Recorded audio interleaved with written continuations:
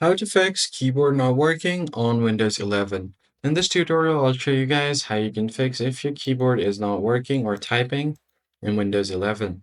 The first thing you're going to have to do is head over to Device Manager. So if you type in Device Manager here, you won't be able to do so because your keyboard is not working. So in order to access your Device Manager, you're going to have to go to this PC, right click on it, and then from here go to Show More option, click on Manage.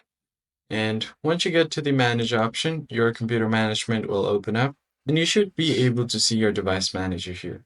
Go ahead and click on it and find the driver for your keyboard. So simply click on this drop down, right click on your keyboard, and then you're going to have to uninstall this driver. So click on Uninstall Device, and you won't be able to use it while the PC is still up. So once you uninstall this, you're going to have to go to your Start menu and then restart your PC. Then once the restart is complete, it will automatically download the driver for your PC to work again, and it should start working. And then you could also try to update your driver. If it says the best driver is already installed, then you don't have to worry about anything. But if only some keys are not working, then that might be a hardware issue, so you might want to get that checked.